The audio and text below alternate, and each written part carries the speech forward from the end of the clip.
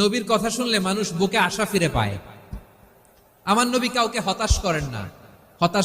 হতাশা বিশ্বনবীর ডিকশনারিতে নাই। তিনি মানুষকে আশাবাদী করে তোলেন। বিশ্বনবীর কথা শুনলে মানুষের হৃদয় নরম হয়, তারা আশা ফিরে পায়। বিশ্বনবীর মুখ নিঃসৃত পবিত্র প্রতিটি কথাই আশা জাগানিয়া। সুবহানাল্লাহ পড়েন।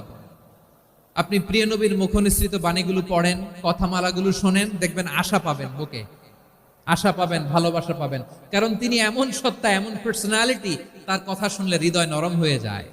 মনে হয় হৃদয় খুলে তারে দিয়ে দেই, সব কথা যেন তারে বলা যায়। আওয়াজ করে বলেন ঠিক কিনা? আমরা ইসলামকে এমন কঠিন ভাবে উপস্থাপন করি, মানুষ ভয় পেয়ে যায়। বিশ্বনবী মানুষকে ভয় দেখাতেন না, তিনি আশা দিতেন, ভরসা দিতেন। কানা রাসূলুল্লাহ সাল্লাল্লাহু আলাইহি ওয়াসাল্লাম ইযা বাআসা আহাদান মিন আসহাবিহি ফি আমরিহি কানা ইয়াকুল বাশশিরু ওয়ালা তুনাফিরু ইয়াসসিরু ওয়ালা তুআসসিরু।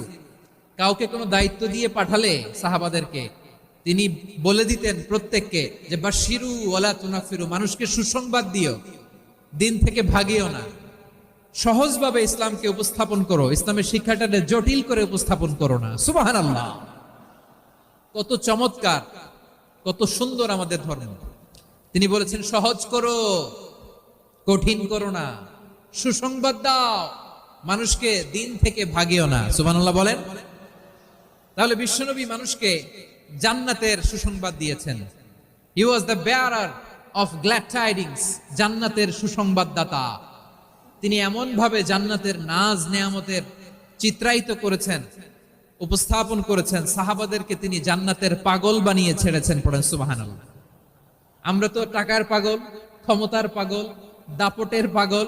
বিশ্বনবীর সাহাবারা ছিলেন আল্লাহর জান্নাতের পাগল। কিসের পাগল? আমরাও আল্লাহর জান্নাতের পাগল হতে চাই কি চাই না? সবাই বলেন, জান্নাতের পাগল হতে চাই কি চাই না? বিশ্বনবী সাহাবাদেরকে জান্নাতের পাগল বানিয়েছেন। বদরের ময়দানে এই পাশে কোরাইশ, এই পাশে মুসলমানেরা। বিশ্বনবী জালামাই ভাষণ দিলেন, বললেন কুমু ইলা জান্নাতিন আরদুহাস সামাওয়াতি ওয়াল আরদ তাকিন। আমার সাহাবারা, ওই জান্নাতের দিকে ছোট, যেই জান্নাত আকাশ জমিন বিস্তৃত। তোমরা দেখতে পাচ্ছ এটা বদরের ময়দান না, এটা আল্লাহর জান্নাত। আওয়াজ করে পড়েন আল্লাহু আকবার। বিশ্বনবী বললেন ছোট ওই জান্নাতের দিকে, যে জান্নাতের বিস্তৃতি আকাশ জমিন বিস্তৃত। বিশ্বনবীর এই কথা শোনার পরে এক আনসারী সাহাবী সাইয়েদনা উমাইর ইবনুল হুমাম রাদিয়াল্লাহু তাআলা আনহু খেজুর খাচ্ছিলেন। তিনি বিশ্বনবীর দিকে তাকিয়ে